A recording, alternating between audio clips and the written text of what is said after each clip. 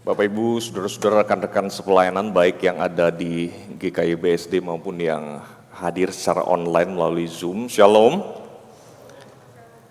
Saudara, kita bersyukur untuk kesempatan kita boleh bersama-sama bertemu pada hari ini, dan saya yakin khususnya rekan-rekan yang berada di GKI BSD, saudara duduk bersama-sama dengan rekan-rekan sepelayanan dari gereja GKI tempat saudara beribadah dan melayani, ya. Tetapi di sekitar saudara mungkin ada rekan-rekan dari GKI yang lain. Bolehkah saudara berdiri sejenak lalu kemudian saling menyapa khususnya dengan rekan-rekan dari GKI lain? Mungkin kalau tadi belum sempat kenalan, bertanya dari GKI mana, silakan saudara boleh pakai waktu sejenak. Nah, rekan-rekan yang ada di Zoom boleh saling menyapa satu sama lain, mungkin dengan memberikan reaction atau apalah saudara begitu ya.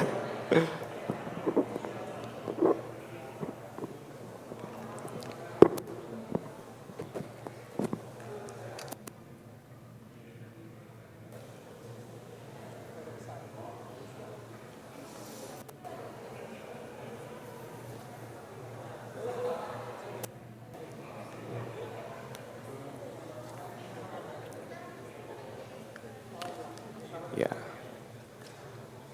Baik, terima kasih Bapak Ibu Saudara sekalian, rekan-rekan silakan duduk kembali.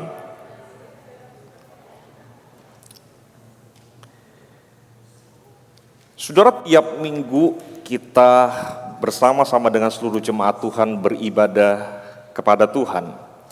Dan setiap minggu secara bergiliran kita melayani jemaat Tuhan yang beribadah bersama-sama dengan kita. Saudara, tentu setiap kita merindukan dan mengupayakan supaya ibadah yang kita lakukan minggu demi minggu dan pelayanan ibadah yang kita lakukan minggu demi minggu itu ibadah yang berkenan di hadapan Tuhan dan bahkan mentransformasi kehidupan kita dan juga seluruh jemaat yang kita layani. Bolehkah slide saya ditampilkan, slide esensi ibadah Kristen? Nah, saudara, pada waktu kita merindukan dan mengupayakan ibadah yang berkenan kepada Tuhan dan ibadah yang mentransformasi jemaat Tuhan, saudara, kerinduan dan segala upaya ini tidak bisa dilepaskan dari pemahaman yang memadai, yang cukup tentang apa itu ibadah Kristen.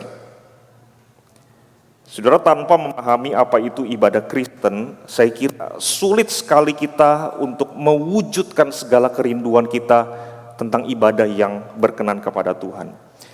Tanpa mengerti apa itu ibadah Kristen, maka saudara, segala upaya kita yang seringkali menghabiskan begitu banyak waktu, banyak perhatian, begitu banyak energi, bahkan perasaan juga saudara sekalian, saudara bisa berujung kepada hal-hal yang mungkin tidak seharusnya, hal-hal yang sia-sia saudara sekalian. Karena apa? Karena mungkin tidak selaras dengan apa yang menjadi maunya Tuhan, kehendak Tuhan. Nah, itulah sebab saudara sekalian, di dalam dokumen yang sudah dibagikan kepada saudara, sebagian saudara mungkin sudah membawanya hari ini, atau kalau saudara sudah menerimanya dalam bentuk soft copy saudara sekalian, di dalam dokumen tentang ibadah yang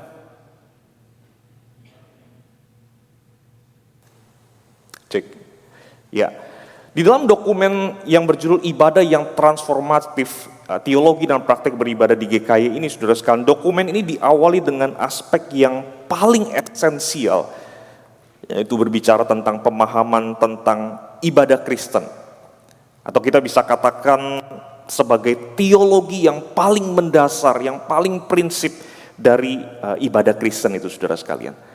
Nah, saudara, sebagian saudara mungkin sudah membaca dokumen ini, dan lagi mungkin belum membacanya. Nanti saudara mungkin waktu untuk membaca dokumen ini, saudara sekalian ya. Dokumen ini, saudara sekalian, tentu tidak bisa mencakup semua hal terkait tentang ibadah, karena ada begitu banyak saudara sekalian yang bisa dicakup ketika kita ingin membicarakan tentang ibadah. Tetapi saudara sekalian, anggaplah dokumen yang singkat dan yang sederhana ini, apa yang ada di dalam dokumen ini, anggaplah sebagai sebuah prinsip yang paling mendasar yang kami harapkan di dalam tim dan juga tentu di BPMS saudara sekalian bisa menjadi sejenis pegangan umum, ya, bisa menjadi sejenis starting point, titik awal ketika kita mungkin mendiskusikan ibadah, ketika kita mungkin mengevaluasi ibadah, ketika kita mungkin merancang, merencanakan, bahkan termasuk ketika kita mengupayakan pembaharuan demi pembaharuan yang ada di tengah-tengah ibadah di gereja tempat kita beribadah dan melayani bersama-sama, saudara sekalian. Nah, saudara sekalian, berbicara tentang ibadah, istilah ibadah atau worship itu, saudara sekalian, kita mesti ingat bersama-sama bahwa istilah ini memiliki 3 makna yang saling terkait satu dengan yang lainnya, saudara sekalian. Ya, yang pertama, saudara sekalian, ibadah itu sendiri dapat diartikan sebagai keseluruhan hidup kita sebagai orang Kristen yang kita persembahkan sepenuh-penuhnya kepada Tuhan. Ya, seluruh hidup kita, orang bilang 24/7, maksudnya 24 jam dalam sehari dan 7 hari di dalam seminggu. Di dalam waktu-waktu kehidupan kita, semuanya adalah persembahan yang kita berikan kepada Tuhan. Semuanya adalah ibadah kita di hadapan Tuhan. Orang juga sering menyebutnya sebagai life of worship, gitu saudara ya. Nah, itu pengertian ibadah yang pertama, saudara sekalian.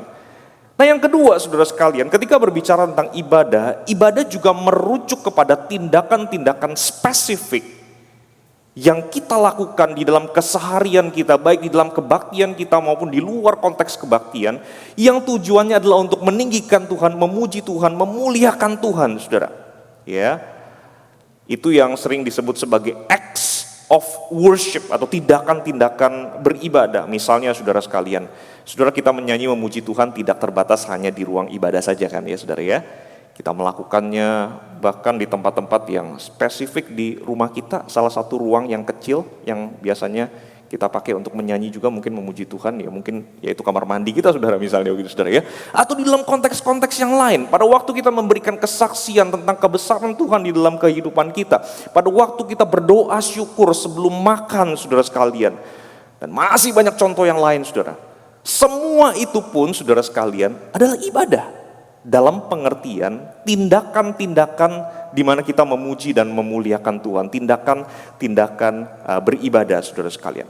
Yang ketiga, saudara sekalian, istilah ibadah juga dapat mengacu kepada berkumpulnya umat Tuhan di hari Minggu, hari yang khusus ini, saudara sekalian, untuk bersama-sama menyembah Tuhan. Saudara perhatikan, berkumpulnya umat Tuhan di hari Minggu untuk bersama-sama menyembah Tuhan. Nah, pengertian ibadah di dalam kategori yang ketiga ini, saudara sekalian, seringkali disebut atau dikenal dengan istilah kebaktian, begitu saudara ya, atau ibadah corporate worship, atau ibadah komunal, atau di dalam literatur yang lain sering juga disebut sebagai ibadah public worship, saudara sekalian. Nah, saudara, pengertian ibadah di dalam kategori ketiga inilah yang menjadi fokus perhatian di dalam dokumen ini dan menjadi fokus diskusi kita, pemikiran kita bersama-sama di sepanjang hari ini, saudara sekalian. Nah, saudara sekalian, sekali lagi, 3 makna tentang ibadah ini, saudara sekalian, saling terkait satu sama lain. Saya kira itu sudah ditegaskan sebagian besar, saudara sekalian, dari Pendeta Yonas Adri pada waktu menyampaikan renungan firman Tuhan tadi, saudara sekalian. 3 makna ini saling terkait satu sama lain. 3 makna ini tidak bisa dan tidak boleh dipisahkan di dalam kehidupan kita, saudara. 3 makna ibadah ini, saudara sekalian, harus ada di dalam kehidupan kita sebagai anak-anak Tuhan. Nah, tetapi saudara sekalian, ketiga makna ini perlu dibedakan, ya. Sekali lagi, saudara sekalian, tidak boleh dipisahkan. Harus senantiasa ada di dalam kehidupan kita. Tetapi ketiga tentang ibadah ini, saudara sekalian, perlu dibedakan. Sebab apa, saudara sekalian? Sebab masing-masing istilah, masing-masing pengertian dari istilah ibadah ini, saudara sekalian, memiliki penekanan yang khusus. Life of worship memiliki penekanan yang khusus dan yang penting. Acts of worship juga punya penekanan yang khusus, yang spesifik dan yang juga penting. Public worship pun juga punya penekanan yang khusus, penekanan yang penting untuk kita bersama-sama ketahui, saudara sekalian, sebagai orang-orang yang beribadah dan melayani ibadah minggu demi minggu, saudara sekalian. Nah saudara, pada waktu kita membicarakan ibadah dan mencoba untuk memahami ibadah itu apa saudara sekalian, maka saudara sekalian setidaknya kita akan menemukan beberapa kesulitan yang harus kita sadari terlebih dahulu saudara sekalian ya. Pada waktu kita membicarakan tentang ibadah saudara sekalian, pertama Alkitab kita saudara tidak memberikan definisi ibadah yang literal, letterlux begitu saudara ya, dan yang spesifik. Yang dimaksud saudara adalah seperti ini saudara sekalian, di dalam Alkitab saudara sekalian, kita tidak akan menemukan tulisan inilah definisi ibadah Kristen. Tidak ada saudara ya. Kita juga tidak akan menemukan ibadah itu berarti ini dan sampai sangat spesifik apalagi komprehensif dan formula-formula kalimat definitif yang sejenisnya saudara sekalian. Maka saudara sekalian, di sini kita harus menyadari saudara bahwa ketika kita mencoba untuk mendefinisikan ibadah saudara sekalian, ada beragam definisi ya, bukan hanya satu definisi saudara. Ada beragam definisi saudara tentang apa itu beribadah kepada Tuhan dengan berbagai macam penekanan dan latar belakang teologis dan historisnya saudara. Saudara, di kelas yang saya ajar saudara sekalian, saya meminta mahasiswa saya untuk melihat setidaknya ada 15 definisi tentang ibadah, mulai dari yang sangat singkat 3 kata saudara, sampai yang 1 paragraf, dan yang 1 paragraf itu saudara sekalian perlu dijelaskan sampai 1 bab saudara. Ya, dan masing-masing saudara sekalian definisi ini saudara sekalian mewakili tradisi teologis tertentu, latar belakang teologis tertentu, mewakili latar belakang historis dari mana mereka berasal, dari denominasi mana mereka itu berbicara saudara sekalian.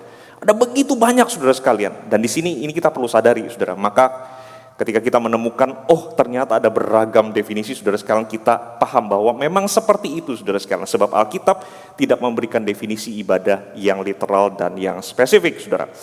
Yang kedua saudara sekalian, masih terkait dengan yang pertama, sebenarnya saudara sekalian pada waktu kita mencoba untuk menggumulkannya dengan serius, memang tidak ada satu definisi pun yang mampu untuk mencakup seluruh aspek ibadah.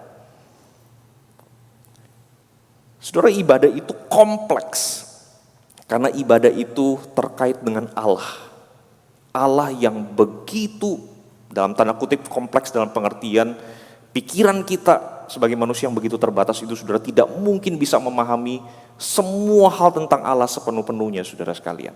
Ya. Tetapi di dalam ibadah saudara sekalian, ibadah itu juga kompleks karena ibadah itu juga terkait dengan diri kita sebagai manusia.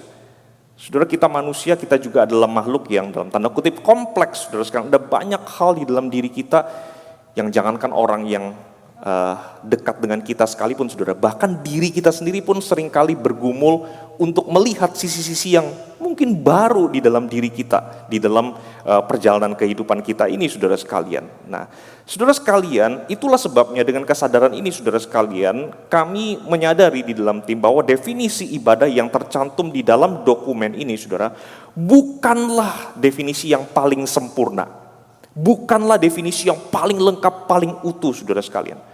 Tetapi lebih kepada sebuah definisi dasar tentang ibadah yang dirasa sesuai dengan konteks kebutuhan kita. Ya, suatu saat apakah kita perlu mungkin melakukan penyesuaian di sana sini, menambahkan atau mungkin mengurangi jumlah kata yang dipakai saudara sekalian? Mungkin saja saudara ya. Karena saudara sekalian, sekali lagi definisi ini bukanlah definisi yang paling sempurna saudara sekalian. Yang ketiga saudara sekalian, saya kira kita sudah mendengar sekelumit di dalam renungan yang tadi disampaikan oleh Pak Adri saudara sekalian, konsep ibadah di level populer yang beredar di sekitar kita saudara sekalian seringkali sudah terdistorsi saudara. Dan ini yang membuat segala upaya untuk kemudian mendiskusikan ibadah, merancang ibadah, mengevaluasi ibadah, mengadakan pembaruan ibadah itu menjadi sulit saudara sekalian. Karena apa saudara sekalian? Bahkan di level mengartikan ibadah saja saudara sekalian, sudah ada beragam pandangan yang terdistorsi saudara sekalian. Saudara, ibadah sering diidentikan dengan apa? Dengan misalnya musik saja. Ya kita ibadah dulu deh. Yang dimaksud apa saudara? Maksudnya kita nyanyi-nyanyi dulu biasanya seperti itu saudara ya. Atau saudara sekalian yang lazim di tradisi gereja seperti kita, kebanyakan saudara, ibadah itu seringkali diidentikan dengan khotbah mungkin saudara. Maka saudara sekalian, kita akan menemukan situasi-situasi yang memprihatinkan, seperti misalnya ada jemaat mungkin atau ada siapa mungkin dulu kita juga seperti itu saudara sekalian. Kita merasa mungkin tidak terlalu terlambat kalau kita datang sebelum khotbah saudara. Ya, dan kita mungkin tidak merasa terlalu gimana-gimana saudara pada waktu kita meninggalkan ibadah setelah khotbah itu selesai saudara sekalian. Kita mungkin tidak terlalu memperhatikan hal-hal yang lain di dalam ibadah kecuali khotbahnya saudara sekalian. Ibadah diidentikan hanya dengan khotbah saja saudara sekalian. Saudara, ibadah juga seringkali dijadikan alat atau means untuk menarik orang. Maka kemudian saudara sekalian, ibadah yang dibayangkan itu adalah ibadah yang harus atraktif, ibadah yang harus punya nilai jual. Ya, kalau atraktif, kalau nilai jualnya tinggi, kalau orang banyak datang, maka itulah ibadah saudara sekalian. Atau seringkali saudara sekalian, ibadah juga dijadikan sebagai alat pemuas kebutuhan tertentu. Misalnya mengisi otak, di dalam ibadah itu harus banyak pengajaran yang memenuhi pengetahuan saya. Atau misalnya saudara, ibadah itu harus menyentuh emosi saya, menyentuh hati saya. Waktu saya ibadah tuh saya itu, bahasa kekiniannya itu katanya begini saudara, saya itu dapat begitu ya. Dapat, nggak tahu dapat apa begitu saudara ya. Tapi itu berbicara tentang apa saudara? Kebutuhan emosional saudara sekalian. Saudara sekalian, don't get me wrong, jangan salah paham saudara sekalian. Semua contoh-contoh yang tadi saya sebutkan saudara sekalian adalah aspek-aspek, unsur-unsur, hal-hal yang bisa hadir di dalam ibadah. Ibadah bisa kemudian menghadirkan aspek yang menambah pengetahuan kita tentang Tuhan. Ibadah bisa menghadirkan aspek yang kemudian menyentuh kebutuhan emosi kita dan segala macam contoh-contoh yang lain tadi saudara sekalian. Kita tidak anti dengan semua hal itu saudara. Ibadah bisa menjadi sebuah ibadah yang atraktif, yang menarik banyak orang saudara. Tentu saudara sekalian, kita tidak anti dengan semua itu saudara. Tetapi yang kita perlu sama-sama ingat saudara sekalian, semua contoh-contoh itu saudara tidak boleh disamakan atau diidentikan dengan ibadah. Seolah-olah jikalau aspek itu tidak ada atau aspek itu tidak mampu kita hadirkan ibadah kita, maka kita tidak sedang beribadah. Begitu saudara ya.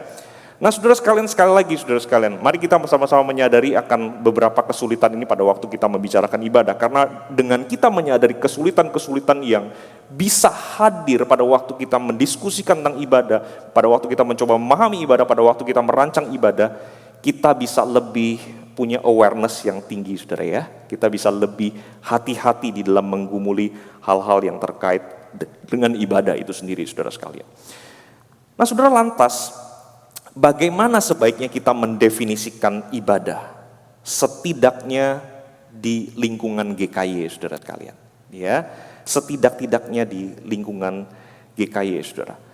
Saudara, di dalam dokumen yang sudah dibagikan kepada saudara sekalian, ibadah Kristen itu dapat didefinisikan sebagai respons umat terhadap undangan dari Allah Tritunggal untuk berkumpul bersama dan berjumpa dengannya. Ibadah Kristen itu adalah respons umat terhadap undangan dari Allah Tritunggal untuk berkumpul bersama dan berjumpa dengannya. Saudara, nggak terlalu panjang ya? Benar nggak saudara? Setuju saudara? Nggak terlalu panjang saudara ya? Coba kita baca bersama-sama saudara, baik saudara yang ada di GKBSI maupun saudara yang ada di dalam Zoom. Coba kita baca bersama-sama, 1, 2, 3. Ibadah Kristen adalah respons umat terhadap undangan dari Allah Tritunggal untuk berkumpul bersama dan berjumpa dengannya. Saudara, minta maaf, apakah karena posisi saya di depan saudara dan saudara di sana saya tidak terlalu mendengar, khususnya saudara-saudara yang di GKBSD saudara ya. Sekali lagi boleh saudara sekalian, ibadah Kristen adalah 1, 2, 3.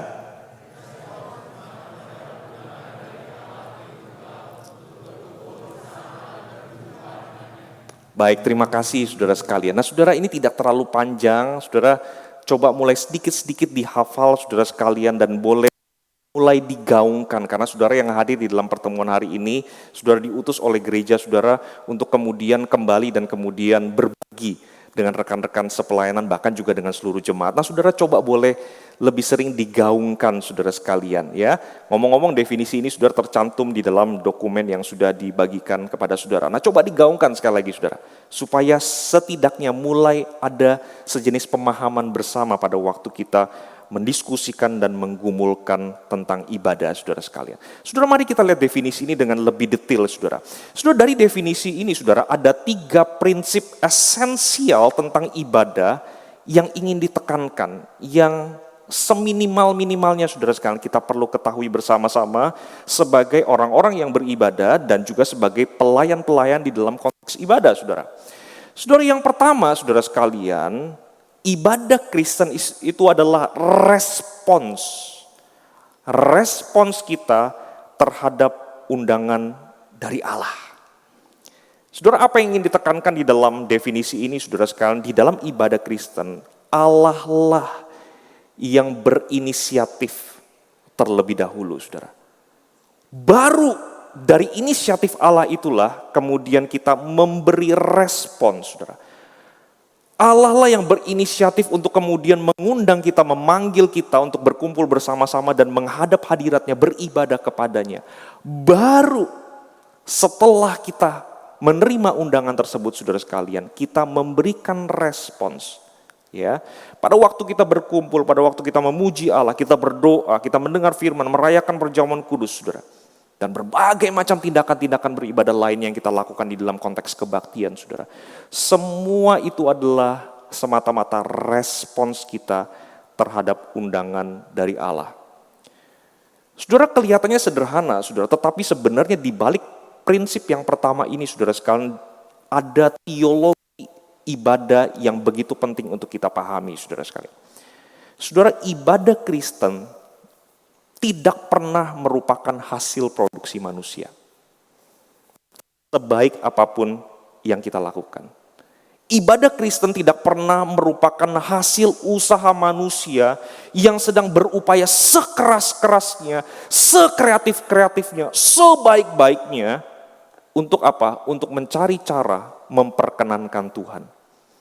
Seolah-olah kalau kita kemudian melakukan sesuatu begitu, saudara sekalian, maka kita bisa seolah-olah membuat Allah itu berkenan dan baru setelah itu Allah itu mau hadir di dalam ibadah kita dan mau berkarya. Tidak, saudara sekalian. Ya, di dalam ibadah Kristen, saudara sekalian, ibadah itu sendiri diinisiasi, dimulai oleh Allah yang terlebih dahulu mengundang kita untuk datang kepadanya dan memberi respons, saudara sekalian. Nah, saudara, sambil saudara ingat-ingat apa yang kita diskusikan ini, saudara sekalian, karena nanti pada waktu kita membahas tentang liturgi kebaktian di GKY, saudara akan melihat bagaimana prinsip-prinsip ini saudara coba diwujudkan di dalam liturgi kebaktian kita, saudara sekalian. Saudara, ibadah Kristen, prinsip yang pertama berbicara tentang respons yang kita berikan terhadap undangan dari Allah itu sendiri, saudara.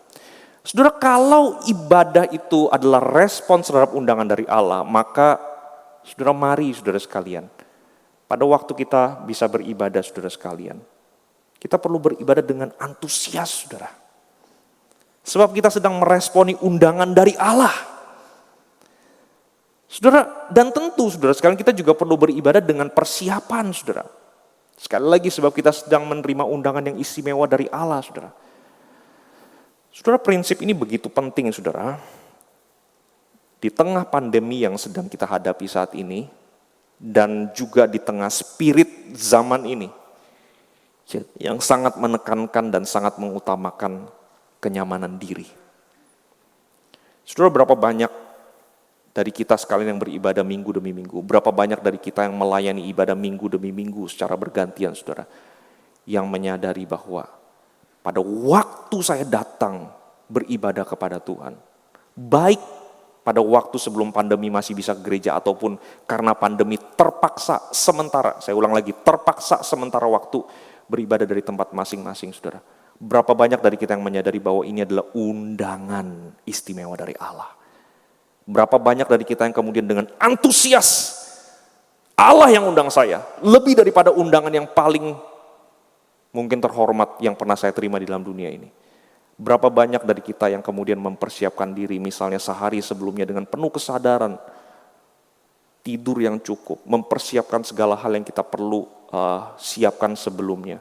Memberitahukan mungkin juga kepada anggota keluarga kita, istri, suami, anak-anak kita, besok kita mau ketemu Tuhan. Mari kita siapkan diri kita sebaik mungkin, saudara. Saudara, mari kita ingat bersama-sama bahwa ibadah adalah inisiatif dari Allah dan kita sedang meresponi inisiatif tersebut dengan datang kepada Tuhan dan menyembah Dia, saudara sekalian. Yang kedua, saudara, dari definisi ini, saudara, kita belajar prinsip yang penting bahwa di dalam ibadah Kristen, kita beribadah kepada Allah Tritunggal, saudara.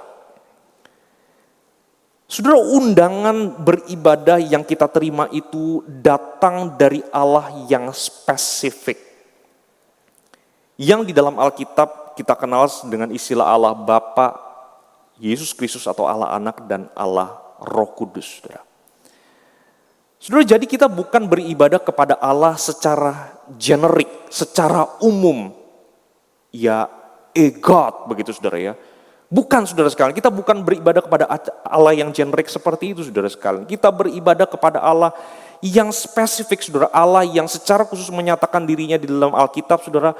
Allah yang kita kenal sebagai Allah Bapa, Anak, dan Roh Kudus. Allah yang berbeda dengan Allah yang mungkin dikenal atau disembah di luar sana, saudara sekalian. Saudara, maka saudara sekalian, kita perlu sama-sama ingat bahwa pada waktu ibadah itu dilakukan, saudara sekalian, prinsip ini harus selalu ada di dalam pikiran kita, saudara. Kita beribadah kepada Allah yang spesifik, Allah yang menyatakan dirinya sebagaimana yang Alkitab katakan.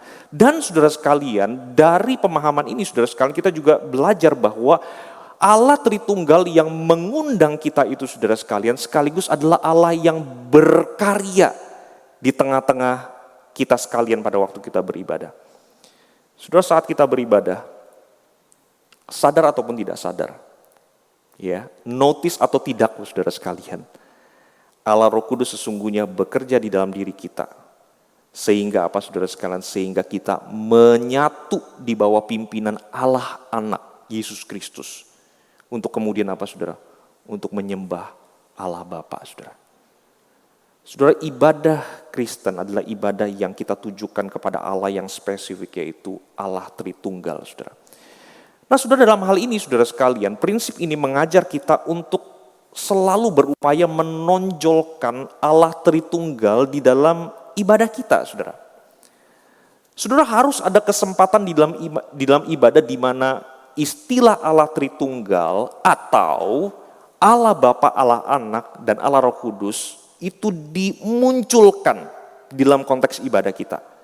Entahkah itu secara bersamaan Allah Bapa, Anak, dan Roh Kudus, atau secara bergantian, misalnya di bagian tertentu kita memunculkan bagian yang lain Allah Anak dan bagian lain Allah Roh Kudus secara appropriate sesuai dengan elemen liturginya, saudara sekalian. Tetapi yang jelas, saudara sekalian, Allah Tritunggal ini perlu ditonjolkan di dalam konteks kebaktian kita, saudara. Bisa di dalam lagu misalnya. Bisa di dalam doa-doa yang kita panjatkan di sepanjang kebaktian. Termasuk di dalam kalimat-kalimat transisi yang disampaikan oleh liturgis, misalnya kalau saudara perannya adalah liturgis, saudara sekalian, di dalam liturgi kebaktian kita, saudara sekalian. Saudara, di dalam pengamatan kami yang sederhana dan mungkin juga terbatas, saudara sekalian, seringkali kami melihat bahwa di dalam kebaktian kebanyakan kita hanya mengadres Allah itu secara generik, saudara sekalian. Allah Tuhan, begitu ya. Bahkan di dalam beberapa kasus, misalnya ada rekan-rekan kita yang melayani khususnya memimpin doa, saudara sekalian, bahkan tidak menutup doanya dengan formula yang biasanya kita pakai secara tradisi gereja, saudara sekalian, bahkan sampai hari ini, dan juga punya dasar teologis yang sangat kuat, yaitu formula di dalam nama Tuhan Yesus. Atau di dalam nama misalnya Allah Bapa, Anak, dan Roh Kudus, saudara sekalian. Ya. Dan lagu-lagu yang kita pakai dalam kebaktian kita seringkali, saudara sekalian, terlalu banyak ya, hanya menyebut Allah secara generik dan juga menggunakan personal pronoun, kata ganti engkau, dia. Misalnya seperti itu, saudara. Nah, disinilah, saudara sekalian, melalui prinsip ini, saudara sekalian, mari kita ingat bersama-sama bahwa ibadah Kristen itu adalah ibadah yang kita tujukan kepada Allah Tritunggal. Dan itulah sebabnya di dalam kebaktian kita Allah Tritunggal ini saudara sekalian, Allah Bapa, Anak dan Roh Kudus ini harus menonjol saudara sekalian. Tujuannya tentu saudara sekalian tidak lain dan tidak bukan untuk memastikan dan mengingatkan kita semua, baik kita yang melayani maupun seluruh jemaat yang beribadah, memastikan dan mengingatkan kita semua bahwa kita beribadah kepada Allah yang dinyatakan oleh Alkitab, yaitu Allah Bapa, Anak, dan Roh Kudus saudara sekalian. Prinsip yang ketiga dari definisi yang ada di dalam dokumen kita saudara sekalian, yaitu ada kata berjumpa. Ya, perjumpaan. Saya tidak ingin panjang lebar karena tadi sudah disentuh oleh Pak Adri begitu saudara. Saudara, prinsip ini mengingatkan kita bahwa fokus atau puncak dari ibadah yang kita lakukan di dalam konteks kebaktian minggu demi minggu adalah saat kita mengalami perjumpaan dengan Allah yang mengundang kita. Dengan Allah Tritunggal yang mengundang kita. Saudara sekalian, itu harus menjadi fokusnya, itu harus menjadi puncaknya saudara sekalian. Dan di dalam perjumpaan itu saudara sekalian terjadi dialog. Dan dialog itu saudara sekalian, di dalam dialog itu kita disapa oleh Tuhan. Kita menyapa Tuhan dengan beragam tindakan beribadah. Itulah sebabnya saudara sekalian nanti pada waktu kita membahas tentang liturgi kebaktian saudara, kita akan diingatkan kembali kenapa kita menggunakan liturgi kebaktian yang seperti itu saudara. Karena ada penekanan tentang dialog ini saudara sekalian. Ada penekanan tentang perjumpaan yang dialogis antara Allah dengan umatnya ketika kita bersama-sama beribadah saudara sekalian di dalam konteks kebaktian saudara. Nah saudara sekalian, kalau ibadah itu berbicara tentang perjumpaan dengan Allah, perjumpaan kita sekalian sebagai umat Allah dengan Allah saudara, maka saudara sekalian kita perlu selalu memastikan agar ibadah yang kita selenggarakan itu memfasilitasi memberi ruang agar perjumpaan tersebut bisa terjadi, saudara. Saudara, kalau kita misalnya diundang makan, sebut saja oleh Bapak Presiden, begitu saudara ya, ada banyak hal seputar undangan makan malam bersama dengan Bapak Presiden. Mulai hal-hal yang protokoler, urusan parkir, mungkin duduk di mana, lalu kemudian menu makannya seperti apa, starternya seperti apa, appetizernya, main course-nya, dessertnya mungkin seperti apa, dan segala macam, bagaimana dekorasinya, segala macam, bagaimana mungkin waiternya bersikap dan segala macam, dan apa yang harus kita lakukan. Saudara, semua itu bisa kita nikmati, saudara sekalian. Tetapi saudara sekalian, bayangkan, semua itu kita bisa nikmati. Semua yang mungkin sebelumnya kita tidak bisa nikmati, hari itu kita bisa nikmati, saudara sekalian, karena jamuan makan malam atas undangan Presiden, saudara. Tetapi kemudian Pak Presidennya tidak datang, saudara. Ya, Pak Presidennya tidak datang, saudara ya. Tidak ada perjumpaan itu terjadi, saudara sekalian. Nah saudara, bukankah acara makan malam itu sebagus apapun, semewah apapun, menjadi acara makan malam yang tidak berarti, saudara sekalian. Karena apa? Karena kita kehilangan perjumpaan dengan orang yang begitu penting yang mengundang kita, saudara sekalian. Saudara, ilustrasi yang tidak sempurna ini, saudara, yang terbatas ini, saudara sekalian, mengajak kita untuk sekali lagi menyadari prinsip ini, saudara sekalian. Pada waktu kita merancang, pada waktu kita mengevaluasi ibadah kita, saudara, kita perlu bertanya, apakah unsur-unsur di dalam tata ibadah kita, musiknya, teks Alkitab yang kita munculkan, kalimat transisi yang diucapkan oleh pemimpin ibadah, kalimat-kalimat yang diucapkan oleh pemimpin doa, termasuk mungkin slide PowerPoint-nya, termasuk mungkin penataan ruang ibadah, termasuk mungkin lighting. Kalau saudara mungkin menggunakan berbagai macam sarana-sarana yang menolong terjadinya visualisasi yang lebih dramatis di dalam ibadah, saudara sekalian. Semua itu, saudara sekalian, apakah semua itu dapat menjadi ruang perjumpaan atau tidak, saudara? Saudara, seringkali saudara sekalian, semua hal yang tadi kita sebutkan tadi, unsur-unsur tersebut, saudara, dihadirkan bukan dengan sebuah pemikiran yang terpenting ketika berbicara tentang apakah unsur-unsur itu memfasilitasi perjumpaan dengan Allah, melainkan, oh karena ini kayaknya yang bagus. Oh ini yang kayaknya sedang hype di luar sana. Oh ini yang dipakai di misalnya di tempat yang pernah saya datangin ini dan itu dan segala macamnya. Oh ini yang atraktif untuk orang-orang di luar sana. Saudara sekali lagi, bukan berarti semua keinginan-keinginan ekspektasi-ekspektasi tersebut keliru. Bukan saudara. Boleh dan sah-sah saja saudara sekalian. Tetapi sebelum kita ke sana saudara sekalian dan kemudian memutuskan untuk melakukan sesuatu di tengah-tengah ibadah kita, mari kita gumulkan dulu pertanyaan yang lebih mendasar. Apakah ketika saya memilih jenis lagu seperti ini, ketika memilih musik seperti ini, ketika saya memilih teks Alkitab seperti ini untuk dibacakan, ketika saya memilih kata-kata seperti ini di dalam memimpin ibadah, ketika saya memilih menggunakan lighting tertentu, visualisasi tertentu, apakah saya sedang memfasilitasi ruang perjumpaan antara Allah dengan umatnya? Ruang-ruang apa saja yang perlu kita lakukan atau kita hadirkan, karena apa? Karena berpotensi untuk kemudian memfasilitasi jemaat. Dan sebaliknya hal-hal apa saja yang justru berpotensi untuk menghalangi perjumpaan yang seharusnya terjadi antara Allah dengan umatnya, saudara sekalian.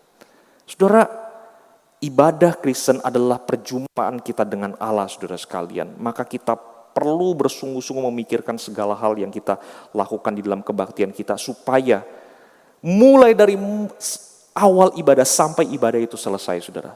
Di dalamnya ada sekian banyak ruang-ruang perjumpaan antara umat dengan Allah, saudara sekalian. Ya. Nah, saudara, sekali lagi saudara sekalian, prinsip ini mengingatkan kita bahwa dari sekian banyak hal yang baik yang bisa kita hadirkan di dalam kebaktian kita, saudara. Dari sekian banyak hal yang baik yang kita harapkan terjadi di dalam kebaktian kita, saudara. Tidak ada hal yang lebih utama daripada berjumpa dengan Tuhan. Sekali lagi saya ulang, saudara. Dari semua hal yang baik yang kita harapkan terjadi di dalam kebaktian yang kita ikuti. Dari semua hal yang terbaik yang kita hadirkan di tengah-tengah kebaktian yang kita layani, saudara sekalian. Tidak ada hal yang lebih utama daripada berjumpa dengan Tuhan itu sendiri, saudara. Maka marilah sebagai pelayan-pelayan ibadah, saudara sekalian, kita mengingat betul prinsip penting ini, saudara. Dan mari ini pun yang juga kemudian kita sharingkan, kita bagikan kepada jemaat-jemaat yang kita layani, saudara. Merindukan perjumpaan dengan Allah. Mempersiapkan diri sedemikian rupa supaya kapanpun Allah mencurahkan anugerahnya, kita semua siap, kita semua available, kita semua tersedia untuk menerimanya dan menikmatinya, saudara sekalian.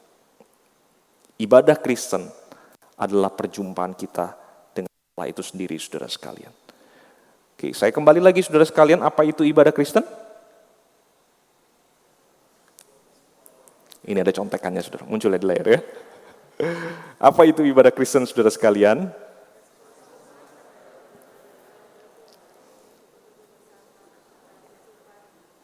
Ibadah Kristen adalah respons umat, saudara dan saya dan seluruh jemaat Tuhan bersama-sama dengan umat Tuhan dari segala abad dan tempat, saudara sekalian. Respons kita terhadap undangan dari Allah Tritunggal untuk berkumpul bersama-sama dan berjumpa dengannya, saudara. Saudara, kami berharap penjelasan yang singkat dan yang sederhana terkait tentang esensi ibadah ini boleh menolong kita semua. Menolong kita semua yang minggu demi minggu melayani dalam konteks ibadah, menolong kita semua pada waktu kita memikirkan, merancang ibadah, bahkan berupaya untuk menghadirkan pembaruan di dalam ibadah, dan menolong seluruh jemaat yang kita layani juga pada waktu kita bersama-sama beribadah minggu demi minggu, saudara ya. Saudara, apakah saudara ada pertanyaan? Baik saudara yang di BSD maupun saudara yang ada di Zoom. Kalau saudara ada pertanyaan, saudara catat pertanyaan saudara, ya, simpan pertanyaan saudara, sebab nanti kita akan bersama-sama ada kesempatan untuk kita boleh tanya jawab dengan lebih leluasa, saudara ya. Saya memunculkan hal ini untuk mengingatkan saudara, kalau saudara punya, saudara boleh mulai mencatatnya supaya nanti kita bisa menghemat waktu pada waktu forum tanya jawab kita lakukan, saudara sekalian. Nah, Saudara sekalian, sebelum melanjut ke bagian yang berikutnya, saudara sekalian, saya ingin saudara boleh membentuk circle di dalam kelompok saudara, yaitu rekan-rekan segereja saudara, ya, baik saudara yang ada di GKI BSD maupun rekan-rekan yang ada di platform Zoom, saudara ya, saudara akan dibagi ke dalam breakout room. Saudara, saya ingin saudara untuk bersama-sama dengan rekan-rekan sepelayanan yang ada di gereja saudara untuk mendiskusikan pertanyaan ini, saudara. Ya, pertanyaan yang muncul di layar yang ada di depan saudara. Saudara, apa yang bisa dan yang perlu dilakukan di tengah-tengah gereja saudara supaya obrolan tentang ibadah, perencanaan tentang ibadah, dan harapan tentang ibadah di gereja tempat kita melayani itu selalu didasari kepada definisi ibadah Kristen. Ya, apa yang bisa kita lakukan dan apa yang perlu kita lakukan di tengah-tengah konteks pelayanan kita di gereja kita masing-masing. Silakan saudara sekalian boleh berdiskusi, dan namanya diskusi seharusnya agak riuh saudara sekalian di dalam ruangan di GKI BSD, demikian juga di Zoom di mana saudara hadir bersama-sama. Silakan saudara boleh pakai waktu ini berdiskusi bersama.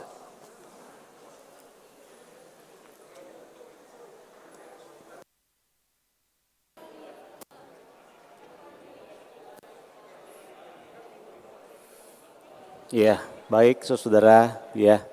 Saya rasa diskusinya sampai sekian, ya. Memang seru sekali kalau kita bisa mendiskusikan terkait dengan ibadah, ya. Mari kita kembali ke dalam bagian kita, ya. Kembali fokus untuk melanjutkan materi kita, saudara.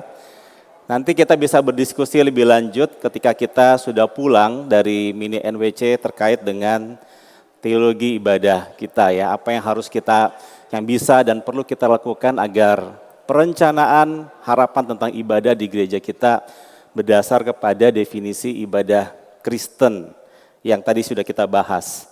Saudara, bicara tentang ibadah tentu tidak lepas daripada yang namanya ekspresi, saudara. Saudara, jadi apa yang kita lakukan hari ini, saudara, di dalam ibadah kita untuk mengekspresikannya, itu kemudian tidak bisa kita lepaskan, saudara, dengan apa yang gereja Tuhan lakukan di sepanjang abad dan tempat, saudara.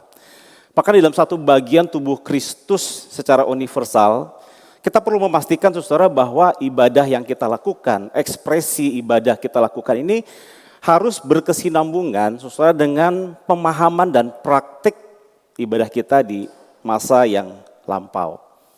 Saudara, dalam penelusuran kami ketika melihat ekspresi ibadah yang dilakukan, saudara, jadi kami membagi dua, satu ekspresi ibadah di sepanjang sejarah gereja, lalu yang kedua adalah ekspresi ibadah di sejarah GKI, saudara. Nah, di dalam sepanjang sejarah gereja setidaknya ada 4 era, saudara, yang kami klasifikasikan. Era pertama adalah era di mana kemudian dikenal dengan nama era patristik. Saudara, abad-abad pertama dari perkembangan daripada gereja Tuhan, saudara, kita melihat bagaimana gereja bertumbuh dan kemudian mengekspresikan ibadah di dalam penyembahannya, saudara. Justinus Martyr, salah seorang yang berpengaruh di dalam abad kedua, saudara, dalam kekristenan, dia mencatat, dia melihat, saudara, berkata, saudara, bahwa ibadah awal-awal jemaat mula-mula itu, saudara, ketika mereka berkumpul, mereka memuji Tuhan di hari Minggu yang merayakan Kristus yang bangkit itu, saudara, katakan mereka berkumpul membaca Injil, membaca kitab Perjanjian Lama, bahkan mereka menutup ibadah dengan perjamuan kudus. Nah, tentu saudara, dalam perkembangan berikutnya ketika kemudian kekristenan bertumbuh menjadi daripada agama, saudara, ya, kekaisaran daripada Romawi, maka saudara, ibadah yang tadinya dilakukan di rumah-rumah menjadi ibadah yang berpindah kepada daerah di Basilika, saudara, ya. Nah, di era itu juga kemudian terjadi perkembangan liturgik, saudara. Ya, jadi liturgi berkembang dan makin kompleks, bertumbuh berbagai macam liturgi di berbagai tempat dan di mana gereja Tuhan ada, dan tentu saja liturgi itu bersentuhan dengan budaya lokal setempat, saudara. Nah, era yang kedua, saudara, kami melihat di dalam abad pertengahan yang rentangnya sangat panjang ini, saudara, ketika masuk daripada abad pertengahan itu, saudara, Kekristenan berkembang dengan jumlah jangkauan yang begitu luar biasa, tetapi saudara sekali lagi, gereja Tuhan tidak kebal terhadap segala distorsi yang terjadi di dalam pergumulannya, saudara ya, baik itu di dalam gereja maupun distorsi daripada di luar gereja, saudara. Nah, di dalam ekspresi ibadah yang terjadi dalam era abad pertengahan itu sangat mencolok adalah terjadi penurunan yang sangat signifikan terhadap partisipasi umat di dalam ibadah. Dan hal yang paling mencolok adalah saudara bahwa perjamuan kudus dilakukan dengan sangat saudara sendu ya. Penekanan daripada perjamuan kudus menekankan kepada ketidaklayakan umat Tuhan. Ya, dan tradisi ini masih terjadi sampai hari ini saudara ya. Kalau kita datang ibadah perjamuan kudus, seringkali kan doa ngaku dosa lagi begitu ya. Lalu kemudian udah terima roti dan anggur dulu sebelum kita pandemi ya, dibagikan oleh pelayan-pelayan perjamuan kudus, disuruh doa, ngapain lagi saudara? Doa ngaku dosa lagi begitu ya. Musiknya juga sendu ya. Kita tidak layak sekali. Tidak layak begitu ya. Bahkan dalam pemimpin perjamuan kudus beberapa pendeta pun menekankan itu. Ya, itu tradisi yang masih terus dipakai saudara sampai hari ini. Saudara, masalahnya adalah bukan cuma di dalam perjamuan kudus, tetapi porsi daripada khotbah, penyampaian firman Tuhan di era abad pertengahan itu pun berkurang, saudara. Sehingga tidak heran kalau kemudian memunculkan, saudara, pemahaman praktik yang menyimpang dari Alkitab. Saudara, kita bersyukur bahwa Allah yang memiliki gereja, Tuhan Yesus berkuasa di dalam gerejanya, Tuhan kepala gereja, Tuhan Yesus kepala gereja, dia membangkitkan orang-orang untuk kemudian melakukan reformasi. Nah, kita tahu saudara, abad reformasi bagaimana kemudian Tuhan menggerakkan para bapak-bapak reformasi untuk mengembalikan apa yang hilang di dalam praktik gereja pada saat itu. Ya. Nah, salah satunya yang direformasi dalam ibadah, ekspresi ibadah adalah ibadah di hari Minggu. Bagaimana kemudian hal utama yaitu pemberitaan firman dikembalikan kepada porsinya, saudara. Ya, partisipasi jemaat di dalam mengikuti perjamuan kudus ditingkatkan dan frekuensinya juga ditambahkan, begitu. Ya, jadi semakin sering orang melakukan perjamuan kudus di dalam era daripada reformasi, saudara. Nah, tentu dalam era reformasi ini ada hal-hal yang kemudian ditinggalkan, ya. Tapi ada hal-hal juga yang kemudian dipertahankan sampai hari ini. Nah, di dalam 2 abad terakhir yang kita kenal dengan nama era modern atau kontemporer, saudara, ini menghasilkan satu perubahan yang sangat signifikan di dalam ekspresi ibadah Kristen hari ini, saudara. Ya, kalau dari kubu Katolik ketika mereka mengadakan, saudara, Konsili Vatikan II pada tahun 1963, saudara, menghasilkan sebuah perubahan besar daripada denominasi mereka, saudara. Ya, dan ini berpengaruh kepada arus denominasi daripada gereja Protestan, apalagi dengan berkembangnya gerakan Pentakostal dan karismatik, semakin membuat, saudara, ekspresi ibadah di dalam gerakan gereja Protestan, saudara, bertambah dengan sangat signifikan sekali. Ya, kita tahu arah perubahan ekspresi dengan penggunaan seni, saudara, baik musik, baik kemudian tarian, baik itu drama, baik itu kemudian visual, apapun itu berkembang dengan sangat pesat ya di dalam 2 abad yang terakhir ini.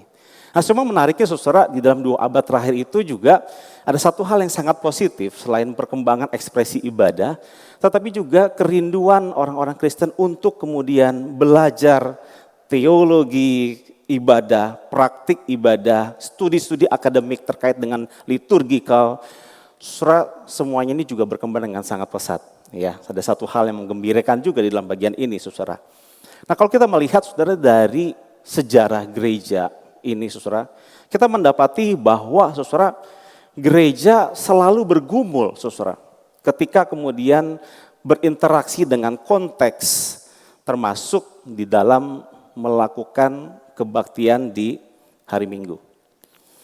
Kalau tadi kita melihat di dalam sepanjang sejarah ada hal-hal yang kemudian dipertahankan, Tapi juga ada hal-hal yang kemudian ditinggalkan. Ya. Saudara, satu hal yang perlu kita pahami di dalam sepanjang sejarah itu adalah bahwa Allah yang mengasihi kita, Tuhan Yesus, Gembala Agung, Kepala Gereja, turut berkarya di dalam sejarah gereja untuk kemudian menyatakan diri dan kehadirannya terhadap umat Tuhan. Dia melengkapi apa yang kurang, dia mengoreksi apa yang salah, mempertahankan apa-apa yang menjadi hal-hal yang esensial. Termasuk ketika kita hari ini kumpul bersama-sama membahas dan membicarakan tentang ibadah di dalam tatanan GKY, saudara. Nah, saudara, itu kalau dari sejarah gereja, saudara. Lalu bagaimana dengan GKY? Bagaimana perubahan-perubahan yang terjadi dalam ekspresi di dalam gereja kita? Saudara, menurut penelusuran kami di tim, kami mencatat setidaknya ada 3 perubahan yang terjadi, saudara, di dalam tatanan daripada ekspresi kita kepada Tuhan, saudara, di dalam ibadah di GKY. Yang pertama adalah dari bahasa. Saudara, saya tidak tahu di sini apakah saudara cukup sering dan gemar dengan hal bersifat sejarah, khususnya terkait dengan gereja kita, saudara, hari ini. Di sini di tengah-tengah kita hadir Pendeta Petrus yang pernah menulis sejarah GKY, ya. Terima kasih Pak Petrus untuk banyak tulisan-tulisan yang sangat berharga, menolong kita untuk memahami bagaimana kemudian GKY itu ada, saudara.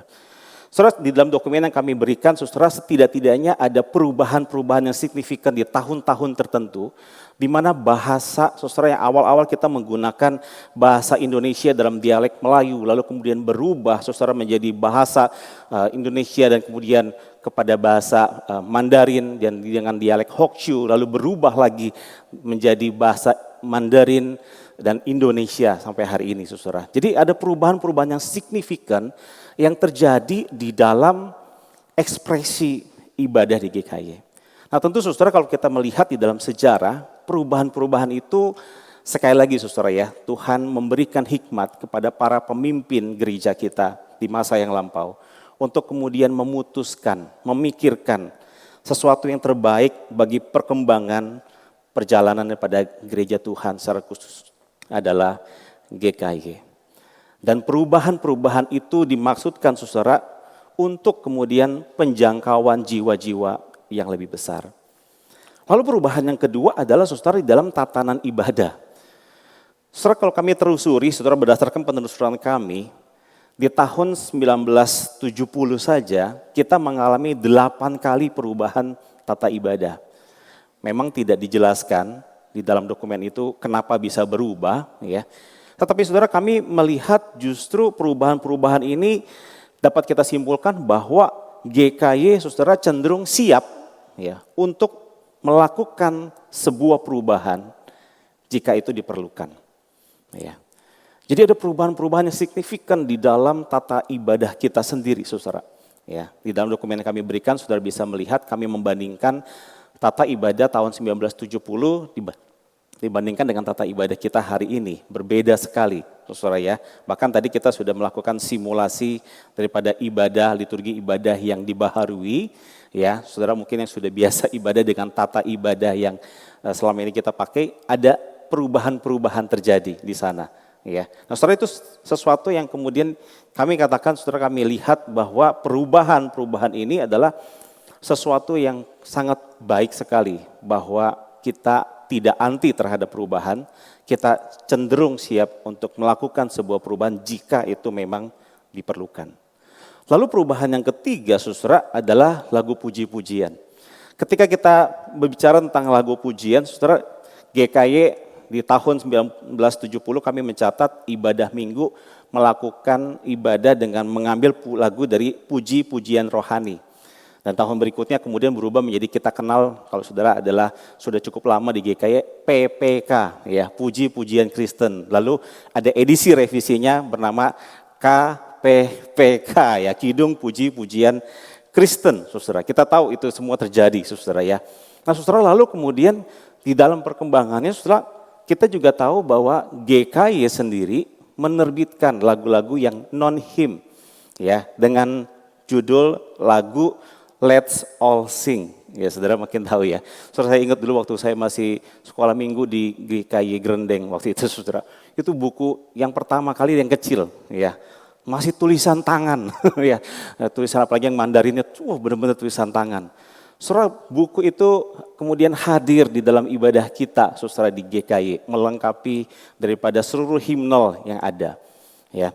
Lalu kemudian kita menerbitkan 3 buku, saudara, ya, Let's All Sing 1, 2, dan 3. Dan bahkan, saudara, di dalam catatan kami melihat bahwa dokumen resmi daripada kita GKY, Sinode GKY menerbitkan bahwa kita juga memasukkan lagu-lagu, saudara, Kristiani kontemporer yang dipilih secara selektif, sekali lagi saudara ya, lagu-lagu kontemporer yang dipilih secara selektif dan itu menjadi salah satunya sumber daripada nyanyian jemaat yang kita pakai hari ini, saudara.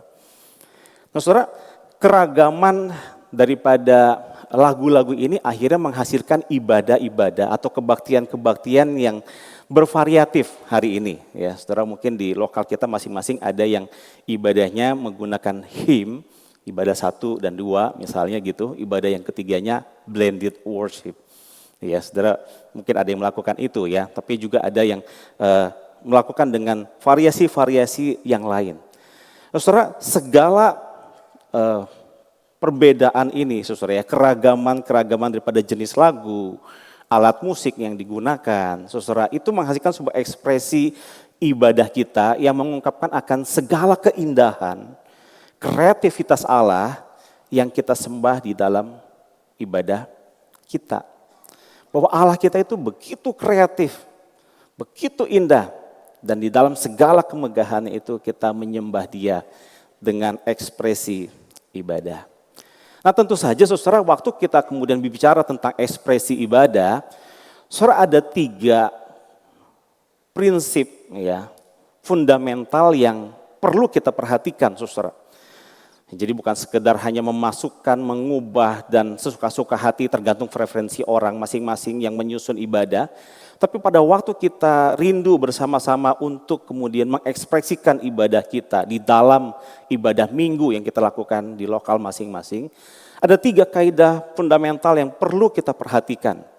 Soal yang pertama adalah apakah ekspresi ibadah kita menolong umat dalam meresponi undangan dari Allah Tritunggal untuk berjumpa dengan Dia. Saudara, sekreatif apapun tata ibadah, sebagus apapun musik yang dimainkan, seindah apapun saudara seni-seni yang ditampilkan, saudara, hal itu tidak akan bernilai, tidak akan membawa dampak apapun jika tidak kita tunjukkan untuk memfasilitasi jemaat beribadah kepada Tuhan. Kalau ekspresi musik tadi kita tidak tunjukkan untuk membawa umat Tuhan meresponi undangan dari Allah Tritunggal untuk berjumpa dengan Dia, atau hanya berdasarkan kepada preferensi atau alasan-alasan tertentu yang dari orang-orang tertentu, saudara, maka sejatinya, saudara, kita sedang menghadirkan ibadah yang tidak bernilai, saudara. Nah, ekspresi ibadah yang baik adalah ekspresi yang kemudian meningkatkan level partisipasi umat di dalam kebaktian. Ya. Jadi waktu kita memunculkan ekspresi daripada musik, baik itu seni yang lain, saudara ya, drama, atau kemudian ada tari-tarian, atau penggunaan alat musik yang beragam, apakah itu menolong jemaat Tuhan untuk meresponi undangan Tuhan? Atau jangan-jangan itu justru malah semakin membuat umat Tuhan ya tadi ya lebih mengagumi musiknya daripada perjumpaan dengan Tuhan ya, saudara. Nah, kita harus berhati-hati. Yang kedua, saudara, apakah ekspresi ibadah kita berdasarkan kepada Alkitab sejalan dengan teologi denominasi dan berakar pada sejarah gereja? So, artinya apa? Artinya adalah pada waktu kita menyusun dan mengekspresikan ibadah kita, harusnya ibadah kita itu mengkomunikasikan akan karya keselamatan Tuhan yang Tuhan kerjakan secara utuh dan komprehensif sebagaimana yang dituliskan di dalam kitab suci, saudara. Bukan hanya itu, saudara, kemudian harus kemudian ekspresi itu sejalan dengan teologi GKY, denominasi kita, saudara.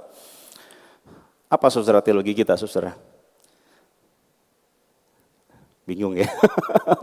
Teologi reform saudara kita. Saudara, apakah ketika ekspresi-ekspresi ibadah yang kita lakukan di dalam ibadah minggu itu mencerminkan teologi GKY, saudara? Dan tentu kita perlu perhatikan apakah kemudian ekspresi ibadah yang kita lakukan di dalam ibadah kita setiap minggunya berakar kepada sejarah gereja. Artinya, saudara, ibadah kita harus memperlihatkan kesinambungan daripada ekspresi-ekspresi ibadah daripada gereja Tuhan di segala abad dan tempat, saudara. Sebagai wujud daripada kesatuan tubuh Kristus yang universal. Maka saudara, ekspresi ibadah yang baik adalah ekspresi yang kemudian saudara mempertimbangkan apa yang Alkitab katakan, lalu kemudian teologi denominasi kita dan sejarah gereja. Saudara, tentu ibadah kita berbeda dengan ibadah gereja lain karena pemahaman teologinya berbeda. Nah, jadi saudara jangan sampai, di gereja itu tuh bisa begitu tuh, di sini kok nggak bisa ya? Nah ya, saudara, sekali lagi kita berada dalam pemahaman teologi yang berbeda, saudara. Yang ketiga, saudara, apakah kemudian ekspresi ibadah kita itu bersifat formatif? Artinya, ekspresi ibadah kita membantu umat untuk bertumbuh di dalam iman mereka. Saudara, penting sekali untuk kita melihat bahwa ibadah minggu itu adalah sarana pastoral kepada jemaat. Saudara, mungkin kebaktian doa nggak ikut, ya. Persekutuan-persekutuan nggak ikut. Tapi hari Minggu semua orang Kristen pasti datang ke gereja, betul saudara? Saudara, ini satu sarana yang baik untuk kita menggembalakan mereka, saudara. Sebagian besar umat Tuhan itu datang di hari Minggu, mereka membaca kitab suci bersama-sama, memuji Tuhan, mendengar tentang Allah Tritunggal, belajar berdoa dan lain sebagainya.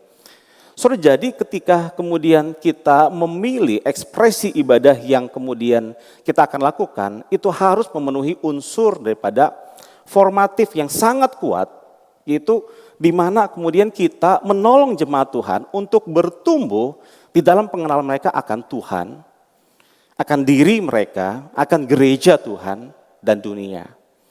Saudara, ini menjadi satu hal yang penting ketika kita bicara tentang ekspresi ibadah. Jadi saudara, ekspresi ibadah yang baik adalah ekspresi ibadah yang dimana kita menekankan kepada pastoral, penggembalaan kepada umat Tuhan. Menarik saudara ya. Nah saudara, 3 kaidah ini harus kita pegang, harus kita perhatikan baik-baik ketika kita mencoba untuk mengekspresikan ibadah kita setiap minggunya. Nah tentu saudara, kami menyadari bahwa salah satu bagian daripada ekspresi ibadah adalah musik. Ya, musik itu berarti saudara ada lagu, puji-pujian yang dinyanyikan, ada alat musik yang digunakan, ada gaya bermusik yang dilakukan saudara. Ya, saudara, musik memegang peranan penting dalam sebuah ibadah, tidak dapat kita pungkiri, termasuk di dalam ibadah kita di GKY, bukan sampai hari ini saudara. Saudara, perdebatan tentang musik bukan cuma di GKY terjadi, tetapi hampir di banyak denominasi juga terjadi, saudara. Perdebatan terkait dengan musik ini menjadi satu-satu hal yang sangat hangat dan kayaknya nggak pernah usang ya ketika dilakukan ya. Jadi nanti NWC berikutnya kok masih ngomongin musik lagi, begitu, musik lagi gitu ya. Jadi kita kayaknya senang sekali, saudara, ya terkait dengan ekspresi musik ini, saudara. Saudara, kita perlu menyadari bahwa musik adalah karunia daripada Tuhan, saudara, ya, yang Tuhan berikan kepada umat Tuhan. Musik dipakai dan dimaksimalkan fungsinya untuk memuliakan Tuhan dan mengedukasi jemaat Tuhan, saudara. Saudara, kalau kita melihat tadi sejarah GKY, pada dasarnya GKY tidak tertutup terhadap berbagai jenis musik dan ya, jenis ekspresi musik, saudara. Ya, kalau tadi saya katakan di dalam sejarah kita, setidaknya perubahan-perubahan signifikan, baik itu bahasa, liturgi, maupun juga puji-pujian, saudara, memperlihatkan kepada kita di dalam sepanjang perjalanan kita, kita tidak anti terhadap perubahan. Tetapi saudara, kita menyadari bahwa keragaman daripada jenis lagu, alat musik, memiliki satu potensi yang sangat besar untuk mengekspresikan akan atribut Allah yang kreatif dan memfasilitasi jemaat di dalam mengekspresikan penyembahannya kepada Tuhan. Nah, cuma saudara, tentu saja ya, pada waktu kita mengekspresikan musik, nah kami memberikan saudara 5 prinsip penting, ya, 5 prinsip penting. Saudara bisa lihat di dalam dokumen yang kami berikan. Saudara, 5 prinsip penting ini juga perlu menjadi pertimbangan kita ketika kita mengekspresikan musik, saudara, di dalam ibadah yang kita lakukan di hari Minggu. Saudara, yang pertama adalah Alkitab tidak pernah memberikan panduan normatif dan literal mengenai jenis lagu maupun alat musik yang digunakan untuk ibadah. Saudara, Alkitab tidak dengan jelas clear ibadah Kristen harus menggunakan musik A, hanya musik B yang sesuai Alkitab. Enggak, saudara. Saudara, Alkitab menjelaskan dan mengindikasikan sebuah keterbukaan terhadap beragam jenis alat musik. Saudara bisa melihat di dalam Mazmur 150, ya. Kita juga bisa melihat puji-pujian yang dinaikkan, beragam sekali, saudara. Saudara, jadi di sini kita melihat bahwa Alkitab sekali lagi tidak pernah memberikan panduan yang sangat normatif dan literal, ya, terkait dengan pemilihan jenis lagu dan alat musik untuk ibadah. Yang kedua, saudara, jenis lagu dan alat musik tidak bisa dilepaskan dari budaya asalnya atau budaya penerimanya. Salah satu hal yang tidak dapat dipungkiri bahwa jenis lagu dan alat musik itu sangat identik, saudara ya, dengan kekristenan, ya. Nah, namun saudara, tentu saja ada asosiasi-asosiasi musik tertentu terkait dengan hal-hal tertentu, begitu, saudara ya. Misalnya, saudara, ada musik-musik tertentu yang dikatakan, oh ini musik untuk aliran genre ini, gitu ya. Jadi genre tertentu dan oh ini bagian yang ini, ya. Misalnya musik-musik daerah Timur Tengah, ya. Waktu kita dengarnya kita seringkali dengarnya pada masa-masa seperti sekarang, ya, di masa-masa bulan Ramadan. Ya, di mal-mal itu musik-musik Timur Tengah, saudara, ya. Tapi waktu menjelang Natal, musik-musik Natal lain lagi, ya. Jadi kita mendengar banyak demikian, saudara, ya. Nah, saudara, namun kemudian ketika kita memasukkan daripada alat musik, ya, jenis lagu dan alat musik di dalam ekspresi ibadah kita, saudara, kita perlu memperhatikan bahwa jenis lagu dan musik tertentu bisa diterima oleh jemaat tertentu, tapi tidak bisa diterima oleh jemaat yang lain, di lokal yang lain, saudara. Karena ini terkait dengan daripada ya tadi, saudara ya, budaya setempat. Ya, contohnya misalnya ketika kita beribadah, katakanlah kita beribadah di Tiongkok, saudara ya, pasti musik-musiknya ya musik-musik oriental, bukan? Ya, jarang kita menemukan musik-musik yang lebih kepada pop barat begitu, ya. Atau kalau saudara beribadah ke gereja suku. Satu kali saudara saya punya kesempatan waktu kuliah di Malang, saya ke salah satu gereja, saudara ya, gereja GKJW, Jawi Wetan. Pas datang ibadahnya di momentum ibadah pakai bahasa Jawa, ya saudara ya. Jadi saya kayaknya salah datang, ya. Datang ibadah di sana pakai bahasa Jawa dengan alat musik tradisional Jawa, saudara. Ya, khotbahnya pakai bahasa Jawa, liturginya juga pakai bahasa Jawa, ya udah gitu saya duduk paling depan lagi. Jadi saudara paham penderitaan saya ya. Nah saudara, karena memang budaya ya di sana begitu. Ya.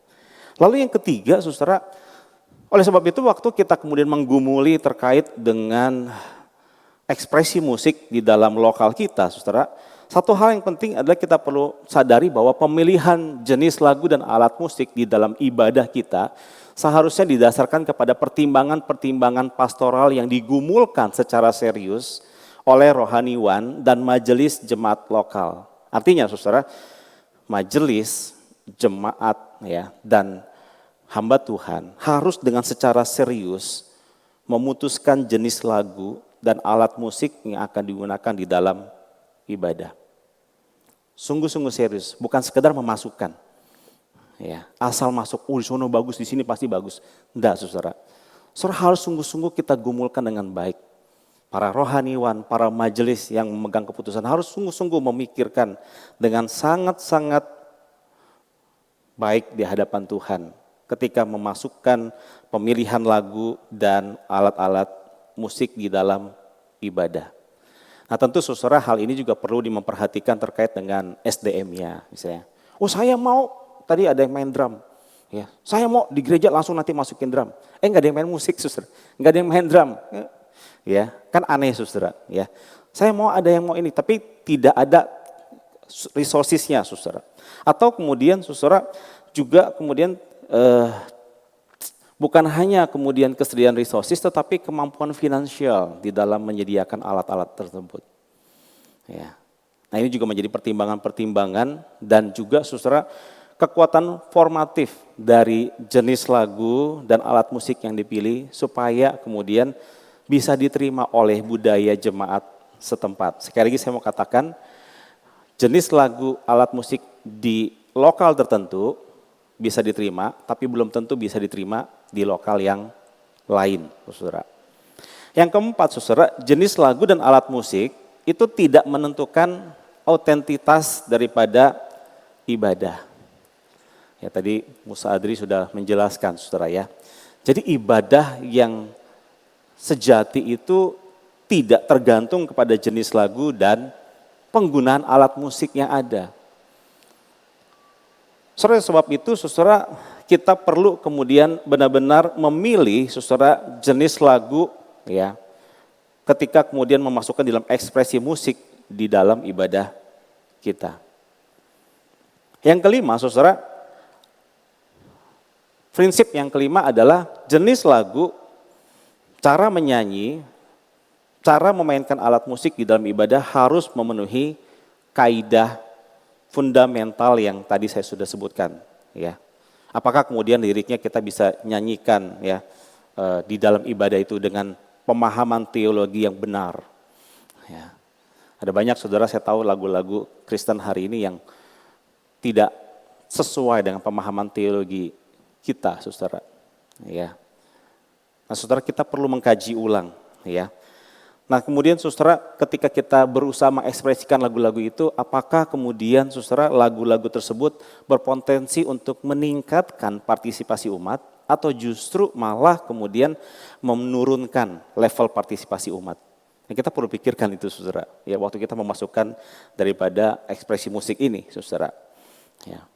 Saudara bicara tentang musik, ya bermusik, saudara, tentu kita juga mesti mulai memikirkan apakah kemudian ketika iringan pujian itu dilakukan lebih menunjukkan kemampuan musikal atau memang menolong umat untuk mengalami perjumpaan dengan Tuhan. Kalau tadi bahasanya Pendeta Luki adalah membuka ruang, ya, atau justru lebih menonjolkan daripada kemampuan-kemampuan pribadi-pribadi pemusik yang sedang memainkan alat musik. Yang berikutnya saudara, apakah itu juga mengarahkan fokus umat? Ya. Atau kemudian juga membuat jemaat lebih rindu untuk melayani karena tersedia beragam alat musik, jadi kemampuan musik jemaat yang berbeda-beda bisa terakomodir. Ya. Sehingga ibadah penyembahan kita menjadi ibadah yang kita tujukan kepada Tuhan. Saudara, ekspresi ibadah ini saudara menjadi satu hal yang tidak bisa terlepas di dalam ibadah kita. Tetapi ketika kita memutuskan ekspresi ibadah dan ekspresi musik di dalam ibadah kita hari ini, harus kita perhatikan 3 kaidah fundamental di atas dan 5 prinsip tadi. Ya. Nah, saudara, saya berikan kesempatan saudara untuk berdiskusi sebentar. Apakah ekspresi ibadah, liturgi, musik, seni-seni tertentu yang kita gunakan dalam ibadah kita mencakup 3 kaidah fundamental? Ya.